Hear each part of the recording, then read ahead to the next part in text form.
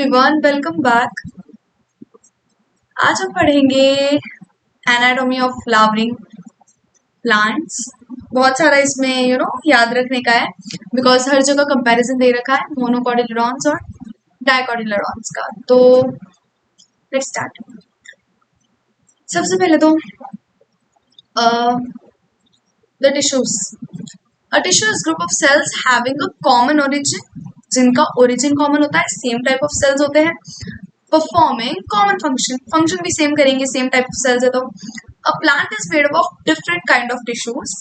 Tissue are classified into two main groups. देखो, सबसे पहले तो सेल्स होते हैं। सेल्स का ग्रुप, अभी हमने टिश्यू की डेफिनेशन देखी, सेल्स साथ में मिलके वर्क करते हैं, same kind of cells, same origin वाले सेल्स साथ में मिलके सेम काम करेंगे, उसको बोलेंगे टिश्यू। ना टिश्यूज का एक सिस्टम है जिसको बोलते हैं टिश्यू सिस्टम। अभी देखो, प्लांट्स में मेरिस्टेमेटिक टिश्यू है और परमानेंट टिश्यू है। दो ब्रॉड कैटेगरीज है टिश्यू की, एक तो मेरिस्टेमेटिक टिश्यू, दूसरा है परमानेंट टिश्यू। मेरिस्टेमेटिक वाले आगे भी ग्रो करते हैं, वो कंटिन्यूअसली ग्रो करते हैं।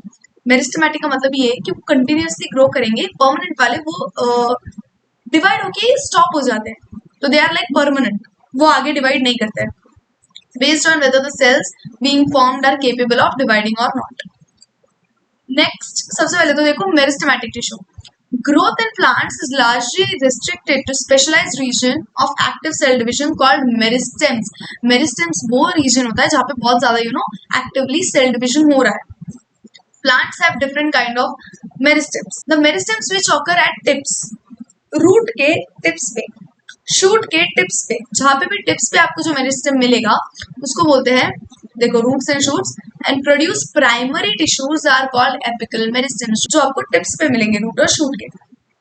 देन ये देखो, ये है रूट फर्स्ट वाला, एंड देन है शूट। ये देखो यहाँ पे रूट एपिकल मेरिस्टेम, ये है शूट एपिकल मेरिस्टेम। देखो मेरिस्टेमेटिक जोन यहाँ पे है, तो यहाँ से ऊपर शूट ग्रो करेगा। Then root apical meristem occupies the tip of root, while the shoot apical meristem occupies the distant most region of the stem axis. Stem axis का distant most region बोलते हो, एकदम टॉप वाला region, distant, यहाँ से जहाँ से अभी स्टेम ग्रो होना स्टार्ट होगा उससे दूर वाला एकदम टॉप वाला रीजन, वहां पे मिलेगा आपको शूट एपिकल मेरिस्टेम, और रूट के टिप्स में मिलेगा root apical. During the formation of leaves and elongation of stem, formation of leaves बनते टाइम और स्टेम का इलोंगेशन होते टाइम, स्टेम बड़ा होते time, some cells left behind from shoot apical meristem constitute axillary bud. अभी जैसे stem grow करेगा, stem grow कर रहा है, उसके ऊपर मेरिस्टेमेटिक जोन था, हमने देखा, इसलिए तो वो ग्रो कर रहा है। उसके कहीं मेरिस्टेमेटिक सेल्स बीच बीच में छूट जाते हैं, वहां पे बनेगा बड, इसको क्या बोलते हैं, एक्सिलरी बड। एक्सिलरी बड से क्या क्या ग्रो होता है, देखो, such buds are present in the axils of leaf, leaf के वहां पे, बेस के वहां पे प्रेजेंट होता है, and are capable of forming a branch और फ्लावर। यहाँ से एक ब्रांच बन सकता है, फ्लावर बन सकता है। तो आपको समझिए ना ये बात, एक्सिलरी बड क्या होता है। अभी स्टेम ग्रो कर रहा है, स्टेम के ऊपर हमारे पास है मेरिस्टेमेटिक सेल्स, जैसे जैसे ग्रो करेगा मेरिस्टेमेटिक सेल्स ऊपर जा रहे हैं, लेकिन वो बीच बीच में थोड़े थोड़े मेरिस्टेमेटिक सेल्स जहाँ बीच में छूट गए, वहां पे बनेगा एक्सिलरी बड, और एक्सिलरी बड से फिर ब्रांच और फ्लावर ग्रो हो सकता है। The meristem which occurs between mature tissues is known as intercalary meristem. Mature tissues in the sense जो permanent हो चुके हैं, उनके बीच में आपको जो मेरिस्टेम देखने मिलेगा उसको बोलते हैं इंटरकैलरी मेरिस्टेम। देखो अभी ये किस लिए काम आता है इंटरकैलरी मेरिस्टेम, जैसे सपोज बहुत ज्यादा ग्रो हो गया स्टेम, अगर सिर्फ स्टेम के टिप पे देखो, अगर ये आपका स्टेम है, अगर सिर्फ ऊपर ही हमारे मेरिस्टेमेटिक सेल्स हैं, और अगर किसी को ये स्टेम यहाँ पे ग्राउंड पे लगा है, ओके, अगर किसी ने इसको खा लिया, ये बहुत बड़ा ट्री नहीं है, ये जस्ट एक छोटा सा मैं बता रही हूँ आपको, अगर इसको किसी ने खा लिया और यहाँ पे ही मेरिस्टेमेटिक सेल्स थे, तो इसको किसी ने यहाँ से खा लिया, तो ये जो नीचे का आधा बचा हुआ है ये ग्रो थोड़ी ना करेगा, इसके तो ग्रोथ स्टॉप हो जाएगी। लेकिन होता ऐसा नहीं है, क्या होएगा, ये जो हमारा स्टेम है इसके बीच में भी मेरिस्टेम होती है, इसको बोलते हैं इंटरकैलरी मेरिस्टेम। ओके, ना अगर ट्री को किसी ने ऊपर से खा भी लिया, ये ग्रासेस में होता है मेनली या फिर छोटे प्लांट्स में, कि अगर किसी ने खा भी लिया, ग्रेजिंग एनिमल्स जैसे हमारी काऊ होती है, काऊ ने खा लिया, तो ये जो इंटरकैलरी मेरिस्टेम है ना, ये ग्रो करने में काम आएगा। अभी यहाँ पे वो ही बात बोली गई है। They occur in grasses and regenerate parts removed by grazing herbivores. जो भी herbivores है वो grazing करेंगे, मतलब ये चरना, राइट? तो वो चरने के टाइम जो भी आधा कट हो गया वो ऐसे इंटरकैलरी मेरिस्टेम के थ्रू ग्रो होएगा। Both apical meristems and intercalary meristems are primary meristems. दोनों प्राइमरी मेरिस्टेम्स में आएंगे because they appear early in life of plant and contribute to formation of primary plant body. ये दोनों primary plant body के growth में काम आते हैं, इसलिए इनको प्राइमरी मेरिस्टेम बोल रहा है। The meristem that occurs in mature region of root and shoot, root and shoot का जो mature region है, जो बहुत टाइम से बन चुका है, न्यू रीजन नहीं, mature वाला जो बहुत टाइम से बन चुका है, उस रीजन में हमें जो मेरिस्टेम पाई जाएंगी उसको हम सेकेंडरी बोलते हैं। Of many plants that produce woody axis and appear later than primary meristem as called secondary meristem, lateral meristem. Primary meristem के बाद आने वाले मेरिस्टेम्स को सेकेंडरी या फिर लेटरल बोलते हैं। दे आर सिलेंड्रिकल मेरिस्टेम्स, तो ये सिलेंड्रिकल होता है। दूसरा, ये गर्थ में काम आएंगे, गर्थ इंक्रीज करने में। Fascicular vascular cambium, interfascicular cambium and cork cambium are examples of lateral meristem. अभी देखो ये तीनों चीजें क्या है आपको आगे पता चलेगी। They are responsible for producing secondary tissues, ये सेकेंडरी टिश्यूज बनाने में काम आती है। Following divisions of cells in both primary as well as secondary meristems, the newly formed cells become structurally and functionally specialized and lose ability to divide. देखो जो sales भी अभी जैसे मेरिस्टेमेटिक सेल्स है ये कंटिन्यूसली डिवाइड होंगे, लेकिन meristematic cells में ही मतलब क्या होता है, जो सेल्स बन गए, ध्यान से सुनो, जो सेल्स बन गए अभी इन सेल्स ने अपनी डिवाइड करने की कैपेसिटी लूज कर दी, ये परमानेंटली सेटल हो गए, अभी इनको और डिवाइड करना है ही नहीं। इनको हम बोलते हैं परमानेंट और mature cells, right? Meristematic cells continuously grow करते हैं, वो डिवाइड होते जाते हैं, लेकिन परमानेंट या फिर मेच्योर सेल्स वो क्या बोलेंगे इसे, स्टॉप हो जाते हैं, उनका डिविजन की कैपेसिटी लूज कर देते हैं वो। And constitute permanent tissue during the formation of primary plant body. Normal plant body बनते टाइम ध्यान से सुनो, specific regions of apical meristem, apical meristem के specific regions produce 3 type of tissues, dermal tissues, ground tissues and vascular tissues. Dermal tissues मतलब जो outer layer है, outer tissues, उनको बोलते हैं डर्मल टिश्यूज। वस्कुलर टिश्यू मतलब जहाँ से फूड, वाटर, ये सारी चीजें ट्रांसपोर्ट होंगी, ये ट्रांसपोर्टेशन वाले टिश्यूज होते हैं वस्कुलर टिश्यूज। ये पाइप है जिसके अंदर से पूरा प्लांट में ट्रांसपोर्ट चल रहा है। और ग्राउंड टिश्यू मतलब इन दोनों के अलावा जो सब कुछ है उसको ग्राउंड टिश्यू बोलते हैं, बाकी सारे जितने भी टिश्यूज है वो ग्राउंड टिश्यूज में आएंगे। देन नेक्स्ट है परमानेंट टिश्यू, ये 2 टाइप के होते हैं, सिंपल, कॉम्प्लेक्स। सिंपल 3 टाइप के है, पैरेंकाइमा, कॉलेंकाइमा, स्क्लेरेंकाइमा, इनसे ही पूरा प्लांट बना होता है। जाइलम और फ्लोएम ये कंडक्टिंग टिश्यूज है, आपको इनका पूरा सिग्निफिकेंस पता चलेगा आगे। देखो सबसे पहले तो परमानेंट टिश्यू, सिंपल टिश्यूज पहले रीड कर लेते हैं। The cells of permanent tissues do not generally divide further.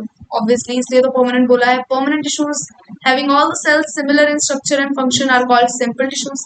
जिनके सारे cells same है उनको simple बोलेंगे। Permanent tissues having many different types of cells are called complex tissues, जिसमें आता है xylem और phloem. A simple tissue is made only of one type of cells. The various simple tissues in plants are parenchyma, collenchyma, sclerenchyma. ये 3 main type है। parenchyma सबसे पहले तो forms the major component within organs. सारे organs में major component हमारा parenchyma रहेगा। The cells of parenchyma are generally isodiametric, मतलब nearly spherical shape के होते हैं, हर जगह उनका diameter same होता है। They may be spherical, oval, round, polygonal or elongated in shape. Their walls are thin and made up of cellulose. ये बातें ध्यान रखना है कि walls cellulose की बनी है। They may either be closely packed or have small intercellular spaces. देखो बहुत closely packed होते हैं और इनके बीच में बड़ी छोटी छोटी इंटरसेलुलर स्पेसेस होती है, 2 सेल्स के बीच में की space. The parenchyma performs various functions like photosynthesis, storage और सेक्रेशन, ये इनके functions. The collenchyma occurs in layers below epidermis in dicotyledonous plants. Epidermis की नीचे वाली लेयर डाइकॉट्स में कॉलिंकाइमा की बनी होती है, हाइपोडर्मिस नाम होता है उसका। It is found either as homogeneous layer or in patches, एक तो कंटिन्यूअस लेयर मिलेगी या तो फिर पैचेस में ऐसे कॉलिंकाइमा का टिश्यू मिलेगा हमें। It consists of cells which are much thickened at the corners due to deposition of cellulose. Cellulose की deposition की वजह से corners पे इनके like बहुत thickness मिलेगी। Hemicellulose और pectin ये तीन deposition होते हैं। Collenchymatous cells may be oval, spherical, polygonal and often contains chloroplast. इनमें chloroplast होगा। These cells may assimilate food when they contain chloroplast. Food को digest करते हैं, like use करते हैं food का। In intercellular spaces are absent, इनके बीच में जो इंटरसेलुलर स्पेसेस है वो होती ही नहीं है, सेल्स एकदम चिपक चिपक के बने होते हैं ऐसे।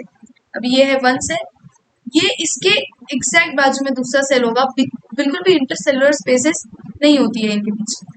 They provide mechanical support to growing parts of plants such as young stem and petiole of leaf. Young stems होते हैं वो like very delicate होते हैं। फिर petiole of leaf, इनको मैकेनिकल सपोर्ट प्रोवाइड करने के लिए कॉलिंकाइमा होता है। Then sclerenchyma consist of long narrow cells with thick and lignified cell walls having a few or numerous pits. अभी देखो ध्यान से सुनो, स्क्लेरेनकाइमा सबसे पहले तो लॉन्ग है, नैरो है, थिक है, लिग्निफाइड वॉल्स है। ये बात याद रखना, लिग्निफाइड वॉल्स किस किस की है, इस पे क्वेश्चन आया था एक्चुअली। लिग्निफाइड सेल वॉल्स होती है, having a few or numerous pits, इनमें पिट्स होते हैं like holes. They are usually dead without protoplast, ये डेड होते हैं, बाकी जितने क्या था पैरेन्काइमा एंड कॉलिंकाइमा वो दोनों लिविंग होते हैं। On the basis of variation in form, structure, origin and development, sclerenchyma में भी इधर फाइबर्स और स्क्लेराइड्स, दो टाइप के हो सकते हैं, एक तो फाइबर, दूसरा sclereids. Fibres are thick walled, fibres के बारे में क्या बोला है, थिक वॉल्ड है, इलोंगेटेड है, पॉइंटेड सेल्स है, generally occurring in groups in various parts of plants. Okay, the sclerites are spherical, oval and cylindrical, highly thickened dead cells with very narrow cavities. Narrow cavity, lumen, lumen मतलब जो बीच में वाला space है, तो इन sales के बीच में space बहुत ज्यादा कम होता है, छोटा नैरो lumen होता है इनका। These are commonly found in fruit walls of nuts। ये क्वेश्चन आया हुआ है, ध्यान में रखना। कौन सा स्क्लेरेट्स हमें कहाँ मिलेंगे, found in fruit balls of nuts, pulps of fruits like guava, pear and sapota, seed coats of legume and leaves of tree, यहाँ पे हमें मिलेंगे। Sclerenchyma provides mechanical support to organs, ये भी mechanical support में काम आता है। Next है फिर complex tissues। The complex tissues are made of more than one type of cells and these work together as a unit। अलग अलग टाइप के सेल्स से बने होते हैं। Xylem और phloem, मेन हमें दो complex tissue पढ़ने हैं, एकदम ध्यान से। अभी ये पूरा xylem का पैराग्राफ है और आगे फिर फ्लोएम के बारे में दिया है। देखो सबसे पहले तो ये फोटोज देखना बहुत इंपॉर्टेंट है, पैरेन्काइमा, कॉलिंकाइमा, स्क्लेरेन्काइमा। पैरेन्काइमा ऐसा होएगा जिसमें बहुत कम इंटरसेलुलर स्पेसेस है। कॉलिंकाइमा में तो आपको इंटरसेलुलर स्पेसेस देखने में भी मिल रही है, देखो ये एकदम जुड़ा हुआ है। देन स्क्लेरेन्काइमा हमने दो टाइप का देखा, ये फाइबर है और ये स्क्लेरेड है। और स्क्लेरेड में हमने देखा था कि ल्यूमेन बहुत छोटा होता है, तो एक यहाँ पे ल्यूमेन एकदम लाइक रिड्यूस्ड है। देन अभी ये रीड कर लेते हैं। Xylem functions as conducting tissue for water and minerals from roots to stem and leaves। Root से स्टेम और लीव्स में वाटर पहुंचाने के लिए जाइलम यूज होता है। It also provides mechanical strength to parts of plant. It is composed of 4 different kind of elements. Elements याद रखो, tracheids, vessels, xylem fibres, xylem parenchyma. Gymnosperms lack vessels in their xylem. अभी ये है important वाला point, gymnosperms lack vessels in their xylem. उनके xylem में vessels नहीं होते हैं। 4 कंपोनेंट है हमारे जाइलम के, ट्रेकेट्स, vessels, xylem fibres, xylem parenchyma. इसमें से जो वेसल्स वाला है वो जिम्नोस्पर्म्स में नहीं होगा, बाकी तीनों होते हैं।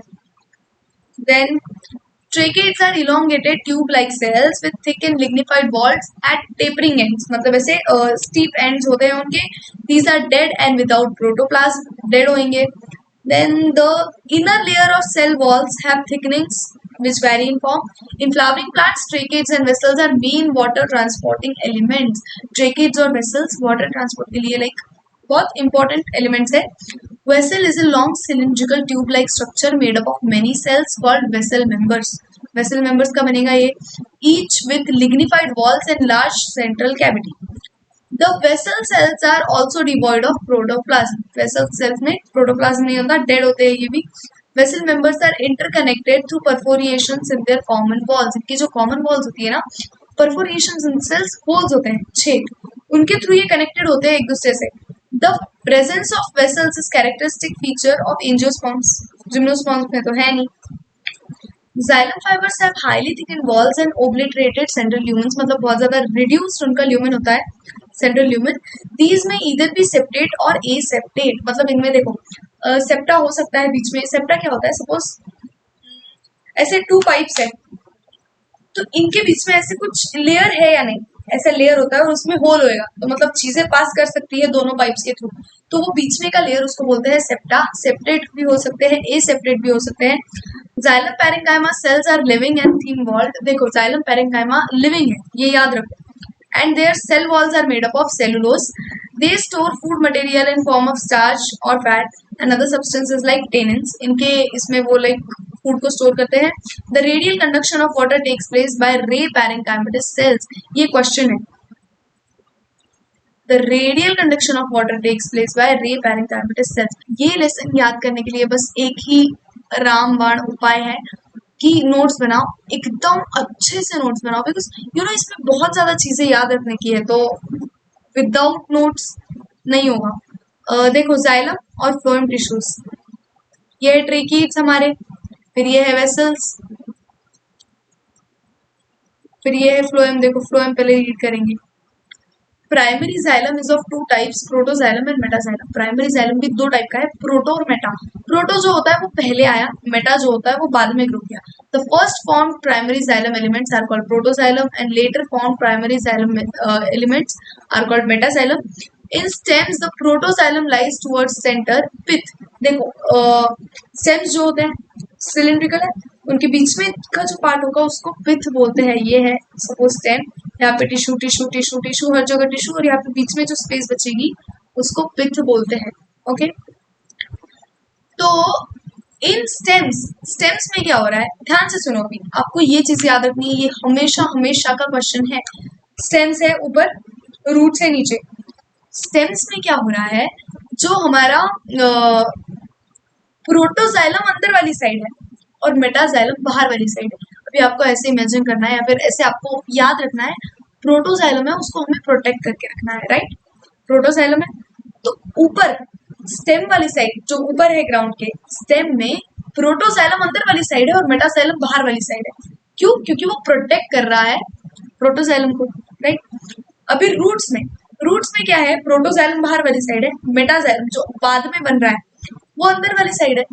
प्रोटोजाइलम यहाँ पे बाहर है बिकॉज रूट्स में इसको प्रोटेक्ट करने की जरूरत ही नहीं है, बिकॉज हम ऑलरेडी अंडरग्राउंड है। नाउ यहाँ पे होती है दो कंडीशन, एक तो एंडार्क, दूसरा एक्सार्क। एंडार्क मतलब जहाँ पे भी प्रोटोजाइलम को हम प्रोटेक्ट कर रहे हैं, मतलब हम स्टेम्स में प्रोटोजाइलम अंदर है, सब कुछ आपको प्रोटोजाइलम के रिस्पेक्ट में लेना है। ऊपर एंडार्क कंडीशन है बिकॉज प्रोटोजाइलम अंदर वाली साइड है, पिथ के साइड है। एक्सार्क में प्रोटोजाइलम बाहर वाली साइड है, मेटाजाइलम जो बाद में बन रहा है वो अंदर बन रहा है, राइट। आई होप समझा आपको। Then phloem transports food materials usually from leaves to other parts of plants. जो भी फूड बनेगा इसमें ट्रांसपोर्ट होता है। Phloem in angiosperms is composed of sieve tube elements, companion cells, phloem parenchyma and phloem fibers। अभी एकदम ध्यान से सुनो, ये क्वेश्चन है, ये लिटरली क्वेश्चन है। एंजियोस्पर्म्स में होते हैं sieve tube elements और companion cells। फ्लोएम पैरेंकाइमा और फ्लोएम फाइबर्स दोनों में सेम है। जिम्नोस्पर्म्स और एंजियोस्पर्म्स में दोनों में फ्लोएम पैरेंकाइमा और फ्लोएम फाइबर आपको देखने मिलेगा। लेकिन जिम्नोस्पर्म्स में ध्यान से सुनो, सीव ट्यूब एलिमेंट्स और कंपेनियन सेल्स नहीं होते हैं, उसमें होते हैं सीव सेल्स और क्या होता है यार, उसमें क्या होता है वो देखेंगे, अभी मुझे याद नहीं है बट दिया हुआ है आपके बुक में। Gymnosperms have albuminous cells and sieve cells. हाँ, albuminous cells. They lack sieve tubes, sieve के जैसे ट्यूब्स जो होते हैं वो लैक करते हैं, और कंपेनियन सेल्स जिम्नोस्पर्म्स में नहीं होते। Sieve tube elements are long tube-like structures arranged longitudinally and are associated with companion cells। अभी ध्यान से सुनो, ये जो sieve tube elements है, sieve tubes है हमारी, इसके अंदर कोई भी हमें न्यूक्लियस नहीं है, कोई भी प्रोटोप्लास्ट नहीं है। सीव ट्यूब्स के सेल्स के साथ एक सेल्स जुड़े हैं जिनका नाम है कंपेनियन सेल्स। कंपेनियन उनका इसीलिए नाम रखा है बिकॉज वो कंपेनियन है सीव ट्यूब एलिमेंट्स के। सारा काम कंपेनियन सेल्स में न्यूक्लियस है, तो डिसीजन मेकिंग जैसे स्मार्ट सेल बोल सकते हैं आप इसको। तो कंपेनियन सेल्स जो है वो सारा सीव ट्यूब एलिमेंट्स का ध्यान रखता है, बेसिकली यही है। Their end walls are perforated in a sieve-like manner to form sieve plates। मतलब देखो इनकी जो एंड वॉल होती है परफोरिएटेड, बहुत सारे छेद होते हैं। सीव मतलब ऐसे लाइक यू नो छन्नी जैसा इफेक्ट देते हैं बहुत सारे छेद, तो इसलिए sieve like manner to form sieve plates।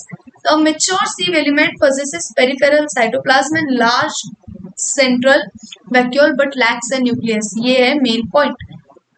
सारा जो साइटोप्लाज्म है वो साइड होगा, एकदम साइड पे लगा होगा बिकॉज बीच में हमें ल्यूमेन खाली चाहिए, ट्रांसपोर्ट कराना है ना, तो बीच में का हमें ल्यूमेन खाली चाहिए। साइटोप्लाज्म साइड में, लार्ज वैक्यूल और न्यूक्लियस तो होगा ही बिकॉज कंपेनियन सेल्स है ना, कंपेनियन सेल के पास जो न्यूक्लियस है वही इसकी सारी हेल्प कर देता है।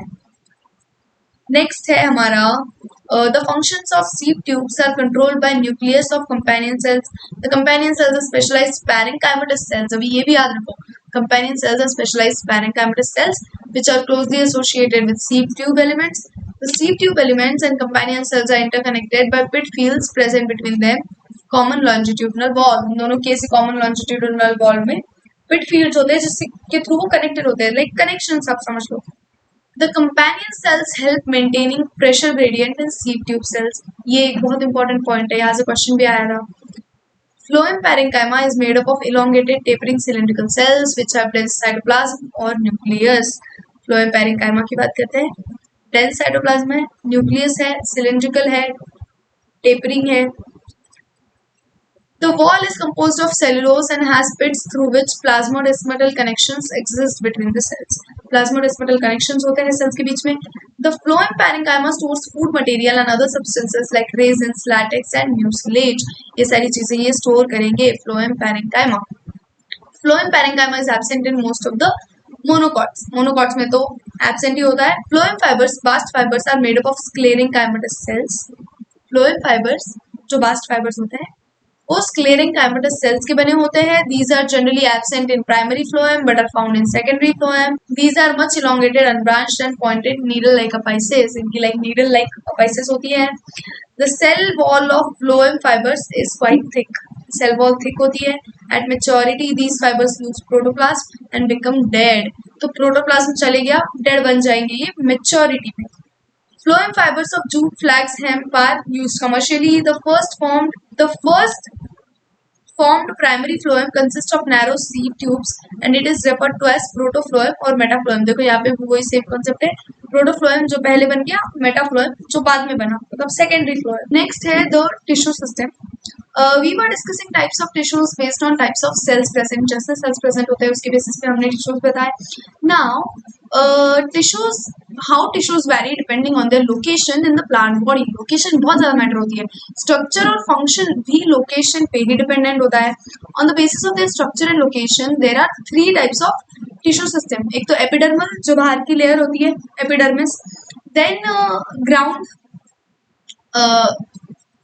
देखो एपिडर्मल होता है। देन वास्कुलर, जो वास्कुलर और कंडक्टिंग टिश्यू सिस्टम है, मतलब जाइलम फ्लोएम जहाँ से पूरा फूड और वाटर का ट्रांसलोकेशन होगा उसको बोलते हैं वास्कुलर कंडक्टिंग टिश्यू सिस्टम, जो कंडक्ट करेगा सारी चीजें, फूड भी जहाँ से ट्रांसपोर्ट होगा इधर से उधर। और जो बचा हुआ है उसको बोलते हैं ground fundamental tissue system. Epidermal छोड़ के और कंडक्टिंग टिश्यू सिस्टम छोड़ के जितने भी टिश्यूज बचे हैं वो सारे ग्राउंड में आएंगे। देन देखो सबसे पहले तो epidermal tissue system. The epidermal tissue system most covering of whole plant body and compromises of epidermal cells, stomata, epidermal appendages, trichomes and hairs। Trichomes हमारे स्टेम पे प्रेजेंट होते हैं, हेयर्स रूट में प्रेजेंट होते हैं आउटर लेयर पे। Then इसको epidermal appendages बोला है। एपिडर्मल सेल्स और स्टोमेटा, इन सारी चीजों की बात करेंगे। The epidermis is outer most layer of primary plant body.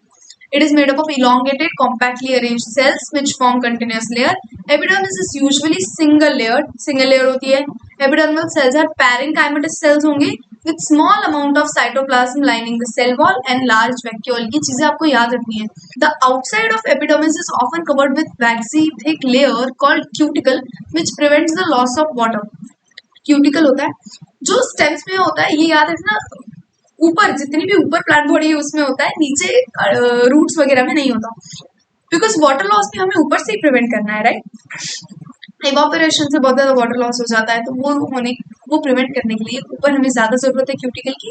Roots में इसलिए क्यूटिकल होता नहीं है. Cuticle is absent in roots. Stomata are structures present in epidermis of leaves. Stomata होते हैं, ओपनिंग्स लीव्स पे होती है.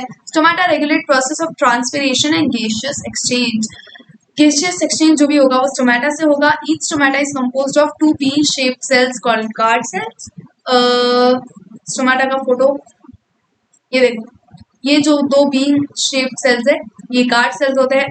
बीच में स्टोमेटल अपर्चर मतलब होल होता है. Then in grasses guard cells are dumbbell shape के होते हैं, हमने देखा फोटो में, एक और बार देख लेंगे. The outer walls of guard cells away from stomatal pore are thin and inner walls towards the stomatal pore are thick. Inner walls एकदम थिक होते हैं, आउटर वॉल्स थिन होते हैं. The guard cells possess chloroplast and regulate opening and closing of stomata. Sometimes a few epidermal cells in the vicinity of guard cells become specialized in their shape and size and are known as subsidiary cells. तो जो guard cells के आजू बाजू के cells है, अगर वो modify हो जाए तो वो subsidiary cells बन जाते हैं, epidermal cells. The stomatal aperture, guard cells and surrounding subsidiary cells are together called stomatal apparatus. हो गया. अभी ये देखो, ये है एपिडर्मल सेल्स.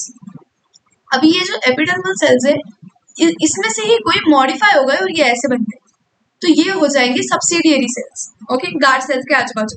फिर ये है हमारे मेन गार्ड सेल्स. यहाँ पे बीन शेप्ड है. ग्रासेस में हमने देखा ये डम्बल के जैसे डम्बल शेप्ड होता है. एंड फिर ये है chloroplast. The cells of epidermis bear number of hairs. बहुत सारे हेयर्स होते हैं जो स्टेम में प्रेजेंट होते हैं, उसको क्या बोलते हैं आप? ट्राइकोम्स. और जो रूट में प्रेजेंट होते हैं उनको root hairs. The root hairs are unicellular. ये याद रखना है, यहाँ पे रूट हेयर्स और ट्राइकोम्स में जो कंपैरिजन दे रखा है कि ट्राइकोम्स मल्टीसेलुलर होते हैं, रूट हेयर्स यूनिसेलुलर होते हैं. Elongation of epidermal cells to and help to absorb water and minerals from soil. On the stem epidermal hairs are called trichomes. The trichomes in shoot system are usually multicellular. They may be branched or unbranched, soft or stiff. They may even be secretory, मतलब secrete भी करते हैं, secretions भी release करते हैं वो. The trichomes help in preventing water loss due to transpiration. ये water loss भी prevent करने में help करेंगे. Next, the ground tissue system. अभी वो पढ़ेंगे कि एक्स्ट्रा और जितने भी टिश्यूज है वो इसमें सारे ही आता है. मेनली कंडक्टिंग और एपिडर्मल को छोड़ दिया तो सब कुछ ग्राउंड में ही आएगा. All tissues except epidermis and vascular bundles constitute ground tissue. वही बोला मैंने. It consist of simple tissues such as parenchyma, collenchyma, sclerenchyma.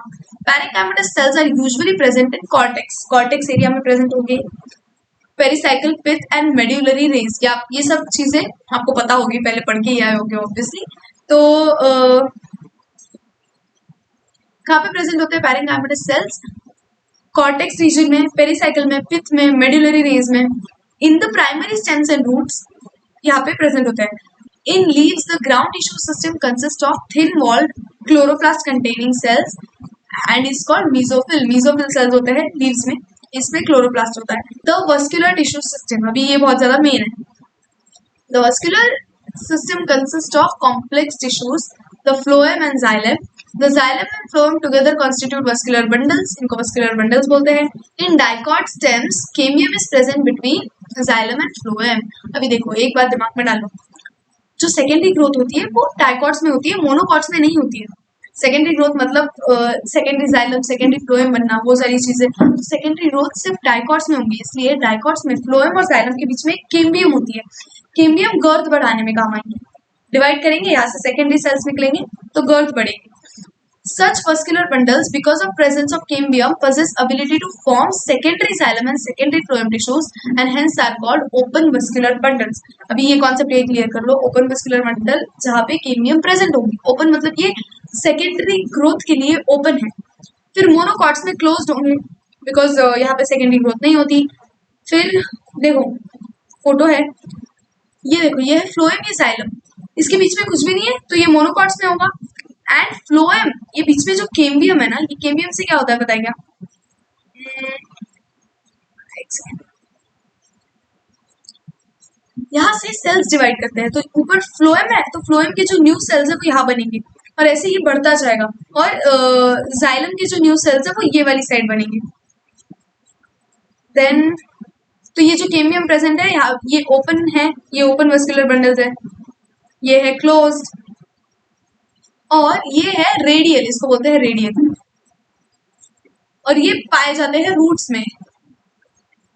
Radial इसलिए बिकॉज इसमें जो जाइलम और फ्लोएम है वो कंजॉइंट नहीं है। यहाँ पे देखो, यहाँ पे दोनों जुड़े हुए हैं, जाइलम फ्लोएम, यहाँ पे भी जुड़े हुए हैं, केम्बियम है बीच में बट जुड़े हुए हैं, इसलिए इसको बोलेंगे कंजॉइंट क्लोज और कंजॉइंट ओपन। लेकिन ये जो रेडियल है, इन दोनों की रेडियस ही अलग है, अलग अलग सर्कल्स में लाई कर रहे हैं, ये इसका इधर है और इसका इधर है, तो इसको बोलते हैं रेडियल। ये रूट्स में पाया जाता है, ये भी याद रखना, क्वेश्चन था ये। Then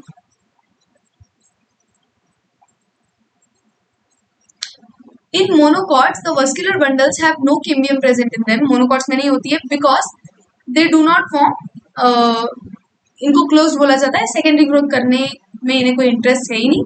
When xylem and phloem within a vascular bundle are arranged in an alternate manner on different radii, the arrangement is called radial, such as in roots, roots में radial होती है, बोला था मैंने। In conjoined type of vascular bundles the xylem and phloem are situated at same radius of vascular bundle, same radius पे present होते हैं वो, क्योंकि वो जुड़े हुए हैं, इसलिए कंजॉइंट बोला है। Such vascular bundles are common in stems and leaves. The conjoined vascular bundles usually have phloem located on the outer side of xylem, ये बात याद रखना, अभी कोई भी ट्री है तो phloem outer side होगा, xylem inner वाली साइड होता है। Next, anatomy of dicotyledonous and monocotyledonous plants. अभी यहाँ से एक्सट्रीम बोरिंग वाला पार्ट शुरू हो रहा है, तो वही बस कंपैरिजन दे रखे हैं मोनोकॉट में और डाइकॉट में, फिर लीव्स में दे रखा है, स्टेम में और रूट्स में, उतना ही पढ़ना है। For a better understanding of tissue organisation of root, stem and leaves, it is convenient to study transverse sections of mature zones of these organs. देखो नेक्स्ट, सबसे पहले तो डाइकॉट रूट पढ़ेंगे, डाइकॉट रूट, फिर मोनोकॉट रूट पढ़ेंगे, तो आपको ऐसे एनालॉजी मिल जाएगी कि कैसा है। ये फिगर दे रखा है, shows transfer section of sunflower root, the internal tissue, sunflower dicot है, अभी बोला है। The internal tissue organisation is as follows, the outermost layer is epidermis. कहाँ पे गया हमारा फोटो, देखो पहले देख लेंगे, डाइकॉट रूट, मोनोकॉट रूट, ये है डाइकॉट वाला। सबसे पहले root hair, right, then epidermis, एक लेयर होती है यहाँ पे रूट हेयर के वहां पे, वो होंगी एपिडर्मिस, सबसे बाहर रूट हेयर, फिर एपिडर्मिस, फिर ये है कॉर्टेक्स, ये जो पूरा रीजन है इसको बोलेंगे कॉर्टेक्स वाला रीजन। कॉर्टेक्स के अंदर क्या होती है, एंडोडर्मिस, ये आपको लाइन से याद रखना है, एपिडर्मिस, कॉर्टेक्स, एंडोडर्मिस। कॉर्टेक्स के अंदर वाले रीजन में फिर आएगी एपिडर्मिस लेयर, ये सारा आपको याद करना है कि कैसा होता है। एपिडर्मिस, कॉर्टेक्स, एंडोडर्मिस, फिर होती है पेरिसाइकल, फिर प्रोटोजाइलम और मेटाजाइलम। देखो ध्यान से, यहाँ पे दिख तो नहीं रहा है ध्यान से, बट ठीक है, प्रोटोजाइलम वो होता है जो पहले बनता है, बताया मैंने, तो प्रोटोजाइलम, फिर मेटाजाइलम, एंड बीच में वाला जो रीजन होता है इसको बोलते हैं पिथ, ये रहा पिथ, और फिर ये है फ्लोएम, ये फ्लोएम बंडल्स, तो ये सारी चीजें हैं। देन फिर मोनोकॉट रूट में देखो, ये है रूट हेयर, ये है एपिडर्मिस, ये है कॉर्टेक्स, एंडोडर्मिस, पेरिसाइकल, फ्लोएम, ये यहाँ पे फ्लोएम है, प्रोटोजाइलम, पिथ, मेटाजाइलम। अभी इनमें डिफरेंसेस रीड करने के बाद पता चलेगा। Many of the epidermal cells protrude in the form of unicellular root hair, ये बात याद रखो, यूनिसेलुलर रूट है, और जो स्टेम के होते हैं ट्राइकोम्स वो मल्टीसेलुलर होते हैं। The cortex consists of several layers of thin walled parenchymatous cells, याद रखो कॉर्टेक्स में होंगे parenchymatous cells, वही देखा हमने अभी, ये ग्राउंड टिश्यू सिस्टम में आ जाएगा, right, with intercellular spaces. The innermost layer of cortex is called endodermis, cortex की जो सबसे अंदर वाली लेयर है देखा हमने एंडोडर्मिस है। It comprises single layer of barrel-shaped cells without any intercellular spaces. Cortex में जो cells थे parenchyma के, उनमें intercellular spaces present थी, अभी यहाँ पे कोई spaces नहीं है। The tangential as well as radial walls of endodermal cells have a deposition of water impermeable waxy material suberin in the form of Casperin strips. अब ये सबसे ज्यादा याद रखने वाली बात है कि कौन सी लेयर में Casperin strips प्रेजेंट है. वैक्सी लेयर होती है ये प्रेजेंट है एंडोडर्मिस में. Okay. Next to endodermis lies a few layers of thick-walled parenchymatous cells referred to as pericycles. Pericycle भी parenchymatous cells की बनी होती है. Initiation of lateral roots and vascular cambium during the secondary growth takes place in these cells. Secondary growth जो होती है वो यही शुरू होगी because ये exactly vascular cambium के बाहर वाली layer है ना pericycle. तो यही होंगी secondary growth start. The pith is small or inconspicuous. दिख नहीं रही है pith dicot में. देखो यहाँ पे एकदम छोटा सा pith है. Then the parenchymatous cells which lie between xylem and phloem are called conjunctive tissues. देखो यहाँ पे xylem और phloem के जो बीच में प्रेजेंट होता है ना ये इधर ये parenchymatous cells जो प्रेजेंट है यहाँ पे इनको बोलते हैं conjunctive tissue. There are usually 2 to 4 xylem and phloem patches. हमने देखा यहाँ पे देखो 2 to 4 xylem और phloem के patches देखने मिल रहे हैं. Later, a cambium ring develops between xylem and phloem. All tissues on the inner side of endodermis, such as pericycle, vascular bundle, and pith, constitute stele. अब ये बहुत ज़्यादा important part है. All tissues on inner side of endodermis. Endodermis layer तक हम आ गए. Epidermis, cortex, then endodermis. Endodermis के अंदर जो कुछ भी आएगा, such as pericycle, vascular bundles, and pith, constitute the stele. Okay. Monocotyledons root. अभी इसके बारे में कम दे रखा होगा बिकॉज ऑलमोस्ट चीजें डाइकॉट रूट में आपको इंट्रोड्यूस करा दी गई है. सब होता गया है. अभी जस्ट एनालॉजी की होंगी कि उससे अलग है क्या. The anatomy of monocot root is similar to the dicot root in many aspects. Okay. It has epidermis, cortex, endodermis, pericycle, vascular bundles. Same चीजें है as compare to dicot root which have fever xylem bundles. अभी ये याद रखो dicot में जो कम xylem bundles थे यहाँ पे ज्यादा होते हैं. मोर देन 6 जाइलम बंडल्स हैं तो इसको पॉलीआर्क कंडीशन बोलेंगे. In monocot root pith is large and well developed. यहाँ पे पिथ बहुत ज्यादा लार्ज होता है, वेल डेवलप्ड होता है. डाइकॉट में पिथ बहुत छोटा होता है, इनोक्यूअस होता है. जो बीच में वाला पार्ट होता है वो pith. Monocotyledons roots do not undergo any secondary growth. हो गया. इतना ही था मोनोकॉट रूट के बारे में. अभी सेम आपको डाइकॉट स्टेम के बारे में बहुत ज्यादा देंगे एंड फिर मोनोकॉट स्टेम के बारे में थोड़ा ही इंट्रोड्यूस करा देंगे बस. Dicotyledonous stems. The transverse section of typical young dicot stem shows that the epidermis is outermost protective layer of stem. Covered with thin layer of cuticle, it may bear trichomes and few stomata. Stem के इसमें एक तो cuticle से covered होता है पहले ही बताया, फिर trichomes होते हैं hair-like structures and stomata. The cells arranged in multiple layers between epidermis and pericycle constitute cortex. Cortex बनाएंगे. It consists of 3 subzones. अभी देखो stem में 3 subzones हो गए cortex के. The outer hypodermis. Cortex के ही 3 zones है. सबसे बाहर वाला hypodermis मतलब epidermis के करेक्ट नीचे. Hypo का मीनिंग होता है नीचे. Epidermis उसके नीचे hypodermis consists of few layers of parenchymatous cells just below the epidermis. Epidermis के बीच नीचे जो हाइपोडर्मिस है उसमें parenchymatous सेल्स होंगे डाइकॉट स्टेम में. मोनोकॉट स्टेम में वहां पे होते हैं sclerenchymatous cells which provide mechanical strength to young stem. Cortical layers below hypodermis consist of cortical layers मतलब cortex के जितने भी लेयर है hypodermis के नीचे उनमें round thin walled parenchymatous cells with conspicuous intercellular spaces present होंगे. The innermost layer of cortex is called endodermis. Epidermis, hypodermis, फिर cortical area, then आएगा endodermis. The cells of endodermis are rich in starch grains and the layer is also referred to as starch sheath. तो अब ये याद रखो starch sheath किसको बोला है? एपिडर्मिस को, सॉरी एंडोडर्मिस को है. आई एम सॉरी, एंडोडर्मिस को starch sheath बोला है बिकॉज वहां पे प्रेजेंट होता है starch के granules. Pericycle is present on inner side of endodermis and above the phloem in the form of semilunar patches of sclerenchyma. पहली बात sclerenchyma से बना है pericycle. फिर patches में पड़ा है. In between vascular bundles there are few layers of radially placed parenchymatous cells which constitute medullary rays. मतलब देखो दो हमारे vascular bundles हो गए इसमें ऐसे, ये xylem phloem दोनों है. ओके अभी मैं ऐसे ड्रॉ कर रही हूँ.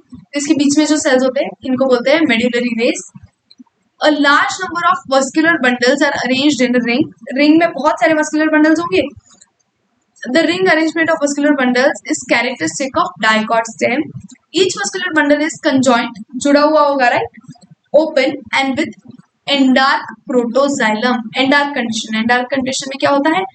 बताया था मैंने अभी कि प्रोटोजाइलम अंदर, पहला बना हुआ है जाइलम अंदर, फिर मेटाजाइलम बाहर. A large number of rounded parenchymatous cells with large intercellular spaces which occupy central portion of stem constitute P. देखो डाइकॉट और मोनोकॉट का स्टेम का ट्रांसवर्स सेक्शन है और लैटरल सेक्शन भी दे रखा है. एपिडर्मल हेयर, यहाँ पे हेयर्स है, एपिडर्मिस, कॉलेंकाइमा, पैरेंकाइमा. कॉलेंकाइमा की हाइपोडर्मिस वाली लेयर देखी हमने जो कॉलेंकाइमा की बनी है. देन पैरेंकाइमा है यहाँ पे, endodermis, pericycle, phloem, cambium. Cambium ये वाली रिंग जो सेकेंडरी इसके लिए काम आएगी, सेकेंडरी ग्रोथ के लिए. Metaxylem, protoxylem, pith. Then epidermis, hypodermis, parenchyma, endodermis, वही सारी चीजें हैं. और ये बचा हुआ देखो यहाँ पे दे रखा है ग्राउंड टिश्यू, ये सब ग्राउंड टिश्यू में आएगा, देख लेना आप एक बार. नाउ मोनोकॉटिलेडोनस स्टेम, मोनोकॉट की stem. The monocot stem has sclerenchymatous hypodermis. अभी ये आपको बात याद रखनी है कि डाइकॉट में हाइपोडर्मिस किसकी बनी होती है. एक तो हाइपोडर्मिस से स्टेम में होती है, ये याद रखो पहले. देन मोनोकॉट में स्क्लेरेंकाइमा की बनी है और डाइकॉट में कॉलेंकाइमा की. A large number of scattered vascular bundles, बहुत सारे स्कैटर्ड वस्कुलर बंडल होते हैं, ये मोनोकॉट में हमने देख लिया यहाँ पे.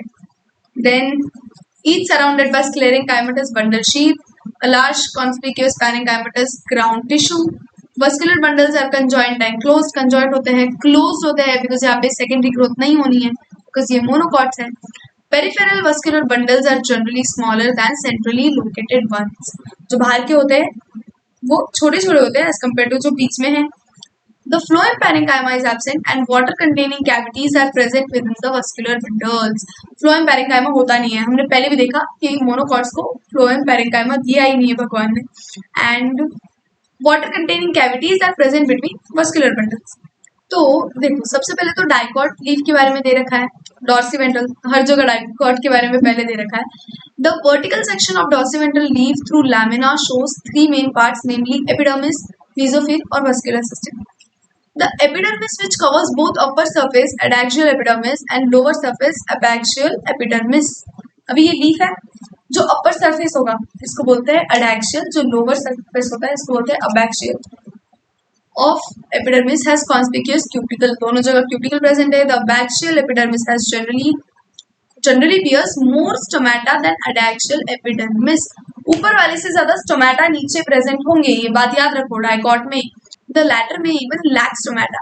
लैटर मतलब अडैक्सियल सरफेस की बात कर रहा है वो, पहले उसने अबैक्सियल सरफेस की बात की. नीचे वाली जहाँ पे बहुत ज्यादा स्टोमेटा है, ऊपर एक तो बहुत कम होते हैं, नहीं तो होते भी नहीं है बहुत सारे केसेस में. The tissue between upper and lower epidermis is called mesophyll. ऊपर के और नीचे के एपिडर्मिस के बीच में जो कुछ भी प्रेजेंट है उसको मीसोफिल बोलेंगे. Mesophyll which possess chloroplast and carry out photosynthesis is made up of parenchyma. Parenchyma cells का बना है. It has two type of cells, palisade parenchyma and spongy parenchyma. The adaxially placed palisade parenchyma is made up of elongated cells which are arranged vertically and parallel to each other. Vertically present होते हैं, parallel होते हैं, आपको photo में पता चलेगा.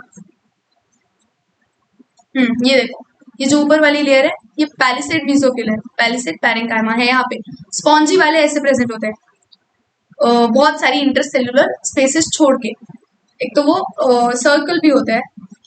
Then the oval और round and loosely arranged spongy parenchyma are situated below palisade cells extend to lower epidermis. तो ये नीचे वाली एरिया में प्रेजेंट होंगे. There are numerous large spaces and air cavities between these cells. Vascular system consist of vascular bundles which can be seen in veins and midribs. अभी हमारे leaf हो जाता है, तो लीफ में ये हमारा मिडरिब है और यहाँ से छोटी छोटी वेन्स जा रही है, तो उसमें हमें वस्कुलर सिस्टम देखने मिलेगा. The size of vascular bundles are dependent on size of veins. अभी वेन्स की साइज पे डिपेंड करेगा कितना हो सकता है. The veins vary in thickness and reticulate venation in dicot leaves. Dicot के लीव्स में रेटिकुलेट वीनेशन, मोनोकॉट में हमारा parallel venation. The vascular bundles are surrounded by layer of thick walled bundle sheath cells. Bundle sheath cells की layers से vascular bundles cover होते हैं. आपको इसके रीजन भी पता चलेंगे आगे चल के. Isobilateral monocotyledonous leaf. देखो आइसोबायलैटरल इसको इसलिए बोला है, आइसो मतलब सेम, बायलैटरल मतलब दोनों तरफ सेम। तो अभी ये जो लीफ है इसमें स्टोमेटा ऊपर भी बहुत ज्यादा प्रेजेंट होते हैं, नीचे भी प्रेजेंट होते हैं। डॉर्सी वेंट्रल में हमने देखा, डॉर्सी वेंट्रल का मीनिंग है एक तो ऊपर, डॉर्सी वेंट्रल नीचे, नीचे हमारे ज्यादा स्टोमेटा प्रेजेंट थे और ऊपर अडैक्सियल सरफेस पे कम स्टोमेटा प्रेजेंट है। इधर ऐसा कुछ नहीं है। The anatomy of isobilateral leaf is similar to that of dorsiventral leaf in many ways. It shows following characteristic differences. Differences है मोनोकॉट और डाइकॉट लीफ में, अभी उतना ही देखो, बहुत कम डिफरेंसेस है, बाकी पूरा सब कुछ सेम ही है। The stomata are present on both surfaces of the epidermis and the mesophyll is not differentiated into palisade and spongy parenchyma. दो मेन डिफरेंसेस, एक तो स्टोमेटा का अमाउंट ऊपर नीचे दोनों तरफ सेम है मोनोकॉट्स में, और क्या था, हाँ, पैलिसेड और स्पॉन्जी पैरेंकाइमा में डिवाइडेड नहीं है, सेम सेल्स है। उधर हमने देखा डाइकॉट में कि ऊपर पैलिसेड सेल्स है, नीचे स्पॉन्जी सेल्स है। In grass, certain adaxial epidermal cells along with veins modify themselves into large empty colorless cells. Adaxial surface ऊपर वाले जो cells है वो खुद को modify कर लेंगे. These are called buliform cells. When the buliform cells in the leaves have absorbed water and are turgid, the leaf surface is exposed. जब भी अभी बहुत सारा water होगा buliform cells में, ये modified cells होते हैं. When the buliform cells in the leaves have absorbed water and turgid, the leaf surface is exposed. When they are flaccid due to water stress, they make the leaves curl inwards to minimize water loss. देखो buliform cells ये modifications है epidermal cells के ऊपर वाली layer के leaf के। तो ये क्या होता है, इसमें अगर बहुत सारा वाटर भरा है, इन मॉडिफाइड सेल्स में बहुत सारा वाटर भरा है, तो ये टर्जिड होते हैं, टर्जिड मतलब अच्छे खट्टे खट्टे। तो लीफ का सरफेस ऐसे ओपन होता है पूरा के पूरा, और जब भी लाइक वाटर स्ट्रेस है, वाटर है नहीं, बहुत कम वाटर है, तो उस टाइम वाटर लॉस को प्रिवेंट करने के लिए ऐसे लीफ को कर्ल कर देते हैं। The parallel variation in monocot leaves is reflected in near similar sizes of muscular bundles, उसके सिमिलर साइज का ही होगा एक्सेप्ट इन मेन वेन्स में बड़ा होगा, and seen in vertical section of leaves. अभी लास्ट पार्ट बचा है सेकेंडरी ग्रोथ। देखो सेकेंडरी ग्रोथ क्या होता है, ग्रोथ इन गर्थ मैंने पहले ही बताया, विड्थ में ग्रोथ होना। तो सेकेंडरी ग्रोथ सिर्फ डाइकॉट्स में होंगी, मोनोकॉट्स में नहीं होती है। The growth of roots and stem in length with help of apical meristem is called primary growth, ये पता है। Apart from primary growth, most dicots plants exhibit an increase in girth, मतलब width. This increase is called secondary growth. The tissues involved in secondary growth are two lateral meristems, vascular cambium and cork cambium. अभी एकदम ध्यान से सुनो। Secondary growth में हमें to type के केमियम लगेंगे। एक तो हमने वस्कुलर केमियम, ये टर्म्स में बहुत कंफ्यूज होता है, वस्कुलर केमियम, इंटरफेसिकुलर केमियम, इंट्राफेसिकुलर केमियम और कॉर्क केमियम। तो एक सेकेंड,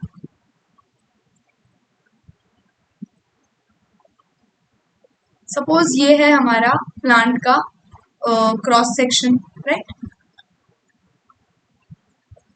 यहाँ पे है जाइलम और फ्लोएम, ऐसे होता है ना, जाइलम अंदर वाली साइड। काम क्यों कर रहा है मेरा पेन? अब ये वर्क कर रहा है, वेट। तो ये है हमारे जाइलम और फ्लोएम के बंडल्स, ऐसे ही होते हैं। ड्रॉ भी करने आ रहा है मुझे। इसके बीच में होती है केम्बियल रिंग, करेक्ट, हमने पहले ही देखा। जाइलम और फ्लोएम के बीच में डाइकॉट्स में एक केम्बियल रिंग होती है। अभी आपको सारे टर्म्स ही क्लियर हो जाएंगे। ये जो बीच में है, ये जो बीच जाइलम और फ्लोएम के अंदर है, जाइलम और फ्लोएम के बंडल्स के, मस्कुलर बंडल्स के जो बीच में है, इसको बोलते हैं इंट्राफेसिकुलर केम्बियम। इंट्राफेसिकुलर केमियम। इंट्रा मतलब अंदर, और इंटर मतलब दो के बीच में। इंट्रा मतलब अंदर, इंटर मतलब दो के बीच में। अभी इसके बीच में आगे चल के, अभी ये वाली जो है इंट्राफेसिकुलर केम्बियम, वेस्कुलर केम्बियम के ही दो टाइप होते हैं, ये इंट्रावेस्कुलर और इंटरफेसिकुलर। तो ये वाली पहले से है, ये जो जाइलम और फ्लोएम के बीच में है इंट्राफेसिकुलर केम्बियम, ये पहले से है। लेकिन सेकेंडरी ग्रोथ के टाइम यहाँ पे भी एक रिंग बन जाती है। यहाँ के जो हमारे सेल्स है वो मॉडिफाई होके रिंग बना लेते हैं, वस्कुलर केम्बियम बन जाएगी। तो इसका नाम होता है इंटरफेसिकुलर केम्बियम। इंटरफेसिकुलर केमियम, इन दोनों को ही, इस पूरे को ही वस्कुलर केमियम या फिर वस्कुलर रिंग बोलते हैं, और दूसरा पार्ट है कॉर्क केमियम। तो ये दोनों पढ़ेंगे। अभी इससे सेकेंडरी ग्रोथ कैसे होती है देखो, ये है स्टेम। ओके, ये स्टेम में है, बिकॉज स्टेम में ही ऐसे एक इसमें अरेंज है। रूट्स में तो अलग अलग होते हैं, जाइलम अलग रेडाई पे अरेंज होता है, इसलिए ये स्टेम का है। नाउ देखो सेकेंडरी ग्रोथ कैसे होती है। ये जो केम्बियल रिंग है, इसके सेल्स मतलब ये बाहर फ्लोएम बनाएगी। ये फ्लोएम है हमारा, फ्लोएम, और ये अंदर वाला जाइलम है, राइट। तो अंदर वाली साइड जाइलम बनेगा, बहुत ज्यादा अमाउंट में जाइलम फास्ट बनता है, और बाहर वाली साइड फ्लोएम बनेगा, सेकेंडरी जाइलम और सेकेंडरी फ्लोएम। ये प्राइमरी है अभी जो बने हुए हैं ऑलरेडी, और फिर ये ऐसे सेकेंडरी जाइलम अंदर बनाएगी और सेकेंडरी फ्लोएम बाहर। तो ऐसे होता है सेकेंडरी ग्रोथ, और फिर गर्थ बढ़ जाएगा, और ऐसा होता है कि इतना ज्यादा ये सेकेंडरी जाइलम और सेकेंडरी फ्लोएम बनाती है कि बाहर की जितनी भी चीजें हैं वो क्रश हो जाती है। हमारी बाहर पेरिसाइकिल है, एंडोडर्मिस, कॉर्टेक्स, ये सारी चीजें बाहर बाहर ऐसे पुश होते होते क्रश हो जाती है। और फिर कॉर्क केम्बियम, उसी की बात करेंगे, कॉर्क केम्बियम उसमें होता है बाहर वाली साइड जो सारी चीजें क्रश हुई है, और अंदर सेकेंडरी ग्रोथ ऐसे होती है। तो यहाँ तक आई होप आपको बेसिक समझा। अभी रूट में कैसा होता है देखो, रूट, ये रूट का हमारा ट्रांसवर्स सेक्शन। अभी रूट में फ्लोएम और जाइलम अलग अलग रेडियस पे होंगे। यहाँ पे हम पेरीसाइकिल की भी लेयर निकाल लेते हैं, कुछ काम आएगी। ये है पेरीसाइकिल। ओके,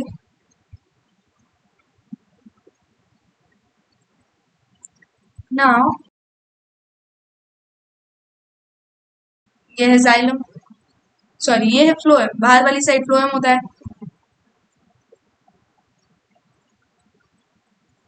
और अंदर जाइलम, यहाँ पे जाइलम। तो अभी मैं पूरे ड्रॉ नहीं कर रही हूँ, मैं आपको रिंग बताती हूँ। डाइकॉट वाले में तो ऑलरेडी यहाँ पे रिंग, वस्कुलर केमियम दोनों जाइलम और फ्लोएम जुड़े हुए थे, तो उनके बीच में प्रेजेंट थी केमियम रिंग थोड़ी सी।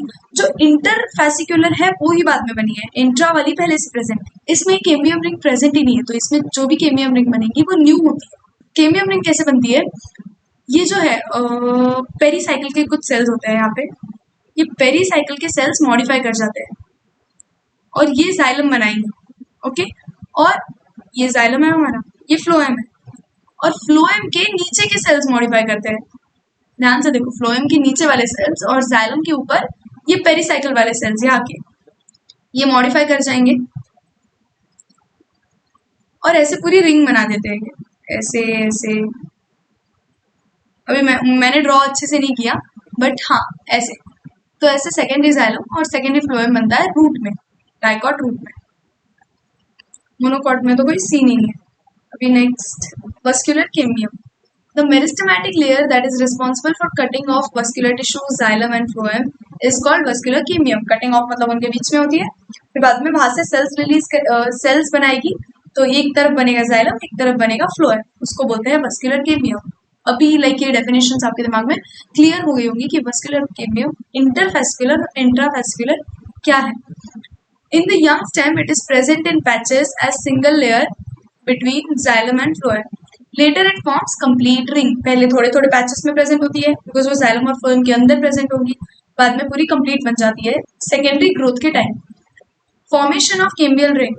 In dicot stem, the cells of cambium present between primary xylem and primary phloem is intrafascicular cambium. जो अंदर प्रेजेंट है उनके, उसको बोलेंगे intrafascicular. The cells of medullary cells. Medullary cells मतलब अभी ये एक जाइलम और फ्लोएम है और दूसरा जाइलम और फ्लोएम, वस्कुलर बंडल्स, उनके बीच में जो सेल्स होते हैं मैंने बताया था वो मेडुलरी सेल्स बोलते हैं। तो वो मॉडिफाई करेंगे, adjoining these intrafascicular cambium become meristematic and form interfascicular cambium. तो दोनों के बीच में के सेल्स मॉडिफाई करके कंप्लीट रिंग बना देंगे। Thus a continuous ring of cambium is formed. Activity of cambial ring. The cambial ring becomes active and begins to cut off new cells both towards inner and outer side. The cells cut off towards pith मतलब अंदर वाली side वो होते हैं, एक second, वो होता है सेकेंडरी जाइलम। सेकेंडरी जाइलम अंदर बनेगा, सेकेंडरी फ्लोएम बाहर, एंड द पेरिफेरी वाले होते हैं secondary phloem. The cambium is generally more active on inner side than on outer side. Inner side बहुत ज्यादा एक्टिव होती है केम्बियम, हमारी केम्बियम रिंग, इसलिए बहुत ज्यादा जाइलम बनता है, उतने अमाउंट में फ्लोएम नहीं बनता। As a result the amount of secondary xylem produced is more than secondary phloem and soon forms compact mass. अंदर बहुत ऐसे कॉम्पैक्ट मास बन जाता है उसका, वुड बनता है अंदर। Primary and secondary phloems get gradually crushed due to continued formation and accumulation of secondary xylem. अंदर बहुत ज्यादा सेकेंडरी जाइलम बन रहा है, तो बाहर के जो लेयर्स है वो पुश हो रहे हैं बाहर, राइट। आपको समझ आए, इमेजिन करो आप कि अंदर कंटिन्यूसली सेकेंडरी जाइलम बन रहा है। प्राइमरी जाइलम अभी कहाँ पे है? प्राइमरी जाइलम एकदम अंदर चला गया, क्योंकि ये जो रिंग थी, अभी रिंग के वेट, अभी ये जो रिंग है इसके अगर अंदर यहाँ पे जाइलम वाली जाइलम बहुत ज्यादा बनेगा, तो यहाँ से बनेगा वो ये वाले एंड से, तो अंदर जितना भी हमारा प्राइमरी जाइलम है वो एकदम अंदर चला जाएगा और बाकी पूरा सेकेंडरी रहेगा, वो वुड बन जाएगा। Primary xylem however remains more or less intact or around the center. प्राइमरी जाइलम अंदर चला जाएगा। At some places the cambium forms narrow band of parenchyma. Parenchyma cells का छोटा सा बैंड बनता है, इसको मेडुलरी रेस बोलेंगे, which passes through secondary xylem and secondary phloem in radial directions. These are secondary medullary rays. तो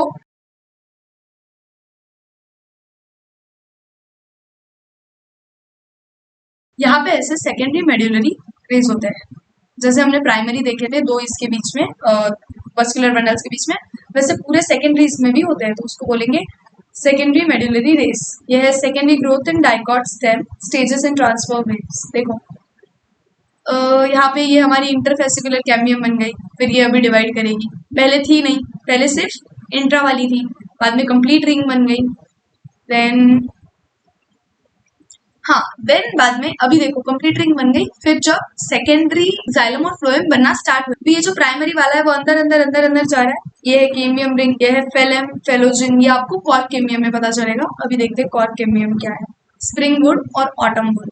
The activity of cambium is under control of many physiological and environmental factors. जो secondary growth होगी वो physiological और environmental factors पे बहुत ज्यादा depend करती है। In temperate regions, the climatic conditions are not uniform throughout the year, right? In the spring season, cambium is very active, produces large number of xylary elements, having vessels with wider cavities. अभी देखो spring में क्या क्या होता है, एक तो केमियम बहुत ज्यादा एक्टिव होती है, तो वो बहुत ज्यादा सेकेंडरी ग्रोथ करेगी, large number of xylary elements produce करेंगी, vessels with wider cavities, cavities बहुत ज्यादा वाइडर होता है, ल्यूमेन बहुत ज्यादा बड़ा होता है। The wood form during this season is called spring wood और early wood. In winter, cambium is less active and forms few xylary elements and have narrow vessels. And this wood is called autumn wood or late wood. The spring wood is lighter in color and has lower density. ये आपको ऐसे table बना के याद कर लेना है कि spring wood का क्या है और autumn wood का क्या है। Whereas autumn wood is darker and higher density. Two kinds of woods that appear as alternate concentric ring. अभी देखो स्प्रिंग में स्प्रिंग सीजन आया तो एक टाइप ऑफ वुड बनेगा, फिर ऑटम आया फिर से तो एक टाइप ऑफ वुड बनेगा, तो ऐसे रिंग्स बन जाती है प्लांट में, कंटिन्यूस ऐसे रिंग्स बन जाती है अलग अलग अलग अलग। तो उस रिंग पे से इसको बोलते हैं एनुअल रिंग। उस रिंग्स पे से हम एस्टिमेट कर सकते हैं ट्री की एज, राइट। कितने ऑटम्स और कितने स्प्रिंग्स होके गए वो हम ट्री की एज पता कर सकते हैं एनुअल रिंग्स को काउंट करके। Now, heartwood and sapwood. In old trees, the greater part of secondary xylem is dark brown due to deposition of organic compounds like tannins, resins, oils, gums, aromatic substances, essential oils in central or innermost layer of stem. अभी बीच में जो would बन रहा है एकदम innermost, तो यहाँ पे सारी चीजें स्टोर होती है, उसको बोलते हैं हर्टवुड। तो ये सारी चीजें जैसे टैनिन्स, रेजिन्स, ऑयल्स, गम्स, ये सारी चीजें स्टोर होती है। ये वाला पार्ट बहुत ज्यादा रेजिस्टेंट होता है, बहुत ज्यादा ड्यूरेबल होता है, ये सपोर्ट प्रोवाइड करने के लिए होता है। यहाँ पे कोई कंडक्टिंग सिस्टम नहीं होगा, इट्स जस्ट लाइक इंटैक्ट मास है वो। These substances make it hard, durable, resistant to attacks of microorganisms and insects. This region comprises dead elements with highly lignified walls and is called hardwood. एक तो ये permeable भी नहीं होगा, इसलिए इसको hardwood बोलते हैं। यहाँ पे water वगैरह नहीं जा सकता है। The hardwood does not conduct water, but it gives mechanical support to stem. The peripheral region of secondary xylem is lighter in color and is known as sapwood. इसको बोलेंगे sapwood. It is involve in conduction of water and minerals from root to leaf.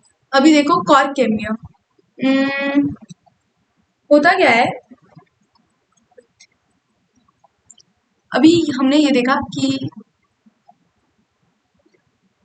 ये भी layers है, यहाँ पे हमारे xylem phloem थे, right. तो ये है फ्लोएम। फ्लोएम बाहर की तरफ ग्रो हो रहा है, तो ये बाहर की तरफ बहुत ज्यादा ग्रो हो जाता है ऐसे ऐसे।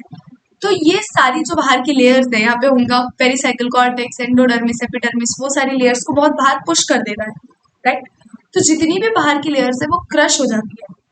ओके, अभी कॉर्टेक्स में क्या होगा, ये सपोज ये कॉर्टेक्स वाला रीजन है। कॉर्टेक्स वाले रीजन में सेल्स मॉडिफाई करते हैं और अपना इनका कॉर्क कैम्बियम बना लेंगे। ओके, अभी ये रीड करते हैं फिर आपको समझे। As the stem continues to increase in girth due to activity of vascular cambium, अंदर वाली वस्कुलर कैम्बियम की वजह से the outer cortical and epidermis layers get broken and need to be replaced to provide new protective cell layers. अभी सब ऐसे बाहर grow हो रहा है तो बाहर की लेयर तो डिस्ट्रॉय हो रही है, तो बाहर हमें प्रोटेक्टिव लेयर्स की जरूरत है, राइट। तो न्यू सेल्स बनते हैं यहाँ पे। ये सेल्स कहाँ से बनेंगे, कॉर्टेक्स वाले एरिया से। ये वाला कॉर्टेक्स वाला रीजन है, okay. Hence, sooner or later another meristematic tissue called, अभी ये एक और मेरिस्टेमेटिक टिश्यू है, cork cambium or phellogen develops usually in the cortex region. मतलब यहाँ के सेल्स क्या बोलते हैं उसे, डी डिफरेंशिएट कर जाएंगे, मतलब वो ऑलरेडी डिफरेंशिएट कर गए थे। डिवाइडिंग सेल्स थे वो पहले मेरिस्टेमेटिक, बाद में वो डिफरेंशिएट करते थे परमानेंट सेल्स में कि अभी हम डिवाइड नहीं करेंगे, लेकिन अभी इनको जरूरत पड़ गई है तो इन्हें फिर से डिवाइड करना पड़ेगा। तो यहाँ पे ये क्या होता है, अभी सपोज ये है कॉर्टेक्स की सेल्स, ये कॉर्टेक्स वाला एरिया है। तो बाहर वाले साइड, जब ये बाहर वाली साइड डिवाइड करेगा तो ये बनाएगा कॉर्क, बाहर वाले साइड कॉर्क बनेगा। और अंदर वाले साइड यहाँ पे बनता है सेकेंडरी कॉर्टेक्स। अंदर वाली साइड बनेगा सेकेंडरी कॉर्टेक्स, क्योंकि ये बाद में बन रहा है। और हाँ, ये होता है लिविंग। ये जो सेकेंडरी कॉर्टेक्स है ये लिविंग होता है, ये जो होता है ये डेड होता है। ये सिर्फ प्रोटेक्शन के लिए बनाया हमने बाहर वाली साइड।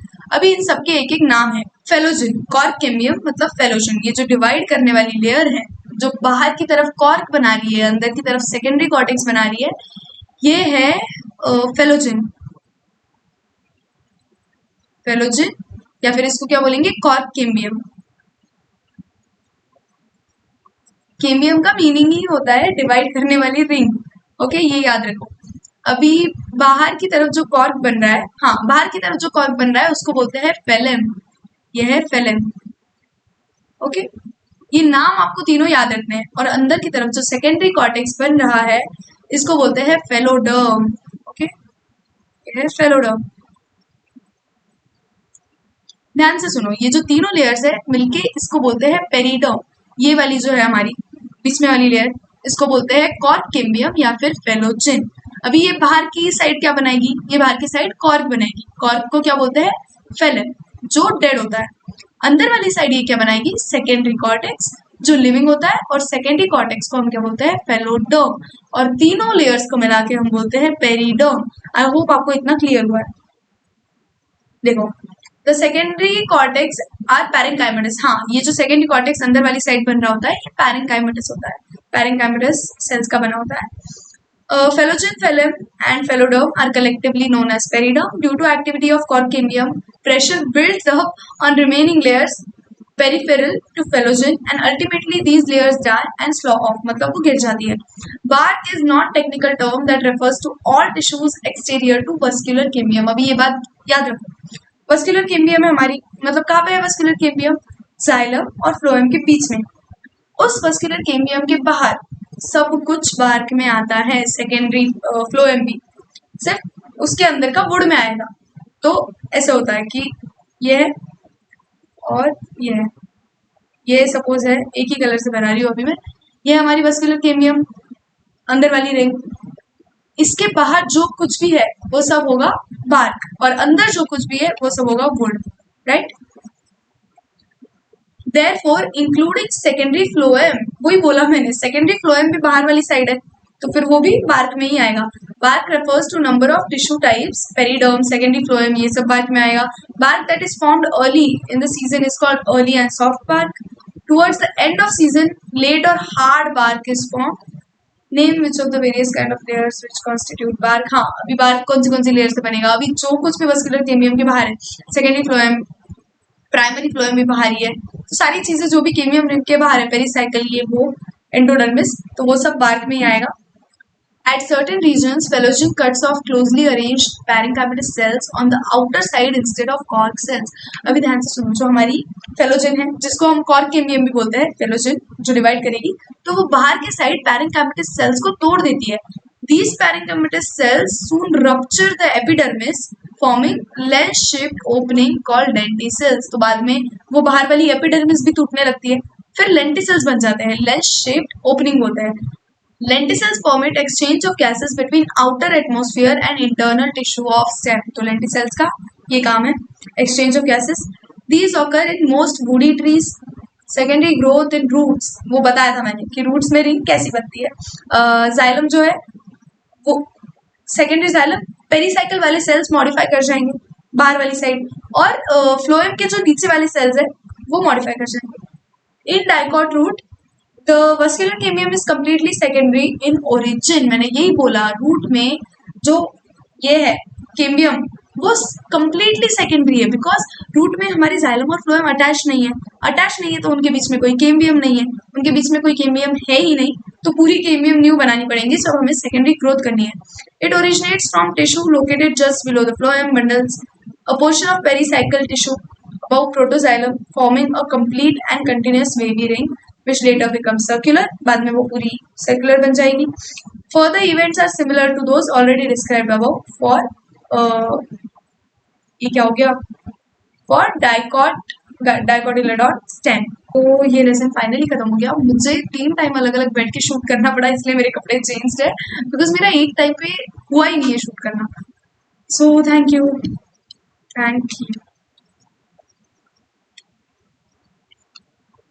Bye bye.